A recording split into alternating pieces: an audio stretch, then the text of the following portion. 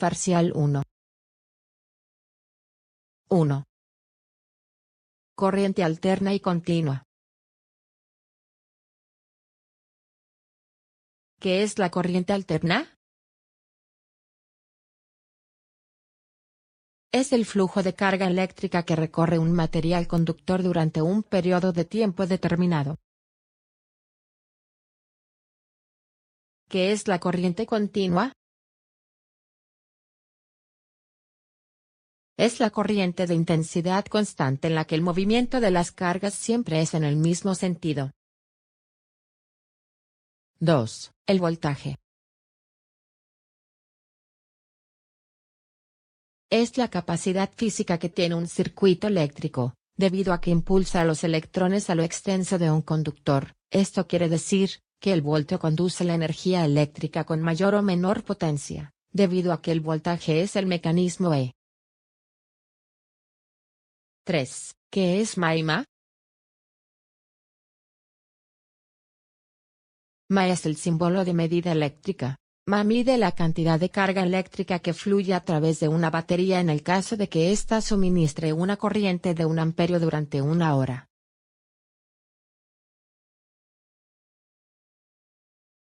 4. Resistencia eléctrica. ¿Qué es una resistencia eléctrica? Es toda posición que encuentra la corriente a su paso por un circuito eléctrico cerrado, atenuando o frenando el libre flujo de circulación de las cargas eléctricas o electrones. 5. Capacitores. ¿Qué es un capacitor? Es un dispositivo que se utiliza para almacenar energía y liberarla rápidamente. 6. Diodo y puente rectificador. ¿Qué son? Diodo. Es un dispositivo electrónico de 2 electrodos por el que circula la corriente en un solo sentido. Puente rectificador. Es un dispositivo formado por 4 diodos ensamblados de forma que una corriente alterna, AC, conectada a 2 de los diodos produce una corriente continua, DC, de salida en los 2 diodos restantes.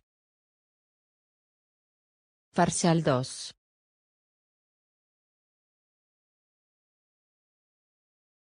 1. Pulsera antiestática. ¿Qué es? Es una cinta con un velcro para fijarla en la muñeca conectada a un cable de toma de tierra que permite descargar cualquier acumulación de electricidad estática en el cuerpo de un operario de equipos sensibles. 2. THT y SMD. THT, la tecnología de agujeros pasantes, más conocida por las siglas THT, es un tipo de tecnología que utiliza los agujeros que se practican en las placas de los circuitos impresos para el montaje de los diferentes elementos electrónicos. SMD, son muchas veces más pequeños y no atraviesan la placa. Las conexiones se realizan mediante contactos planos. 3. Clasificación general de las computadoras. Supercomputadora, son los equipos más rápidos y potentes para una función específica. Cuentan con un control de temperatura especial, esto para disipar el calor que algunos componentes alcanzan a tener. Son las computadoras más caras en el mercado. Macrocomputadora o mainframe, máquina de grandes dimensiones, que usan grandes organizaciones, que tienden a ser ocultadas al público en salas con clima controlado. Son capaces de controlar cientos de usuarios simultáneamente, así como cientos de dispositivos de entrada y salida. Minicomputadora, también es una computadora multiusuario, hasta 200 usuarios. Es más pequeña y económica que una macrocomputadora, pero más potente que una computadora personal.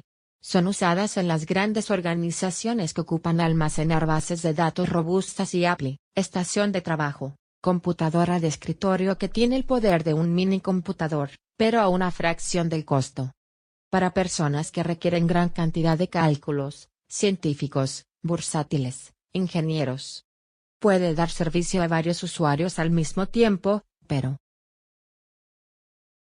microcomputadora o computadora personal PC, computadora habitualmente monousuario de propósito general, notebook, más livianas que las anteriores y que pueden transportarse dentro de un portafolios, laptop, equipo alimentado con baterías, con pantalla plana y pueden cargarse como un portafolios, palmtop, computadora manual, o PC de bolsillo, tan pequeña que cabe en el bolsillo. 4. Gabinete. ¿Qué son los gabinetes?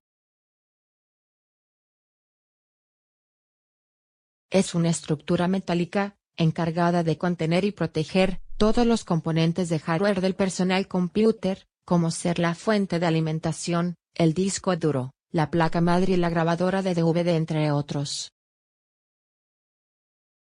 5. Fuente de poder. ¿Qué es?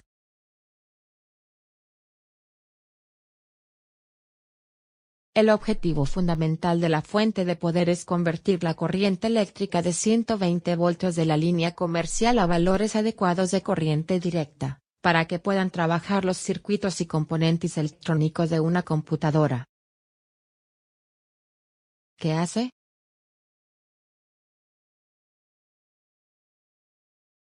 La fuente de poder provee energía a los diversos elementos de la computadora a través de varios conectores. La cantidad de estos conectores depende de la capacidad de la fuente de alimentación, es decir, una fuente de 300 watts tendrá mayor número de COUN. Ventajas.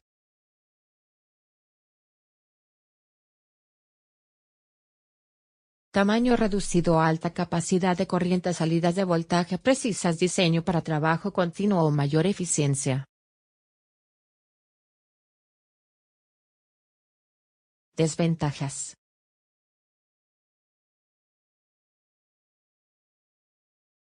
Más complejas, reparación complicada.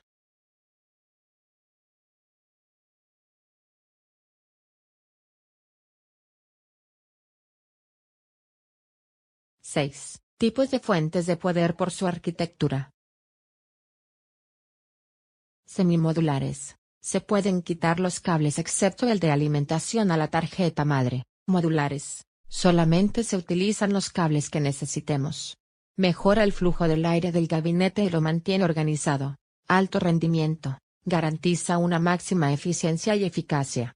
Se puede ver en equipos de producción multimedia, imágenes, audio, video, así como para videojugadores. Alto rendimiento. Son de costo más reducido que las anteriores, presentes en equipos de oficina y domésticos que no tienen grandes exigencias.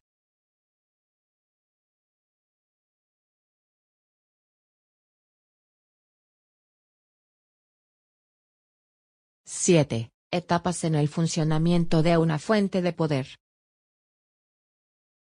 Etapa primaria. Es la parte del circuito por donde ingresa el corriente alterna de la línea eléctrica. Etapa secundaria. Está compuesta por el circuito rectificador secundario y filtro de salidas.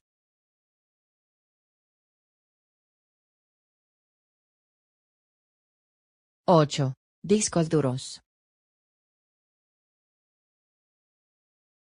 ¿Qué es?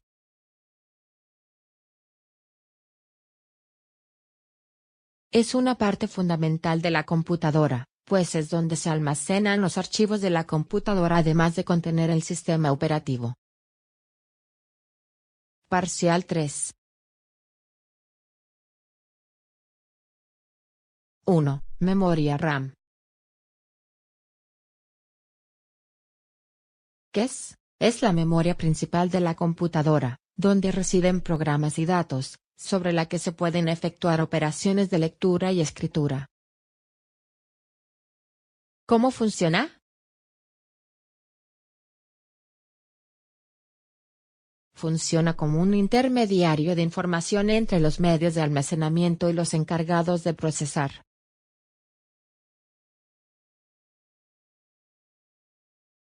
Puertos externos. ¿Qué son?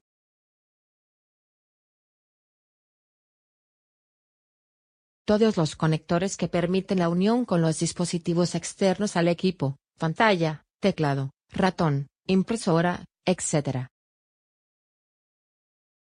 3. Motherboard. ¿Qué es?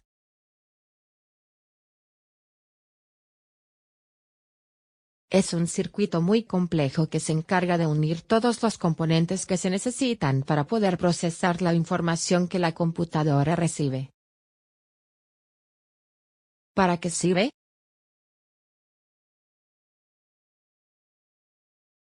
Se encarga de unir todos los componentes que se necesitan para poder procesar la información que la computadora recibe.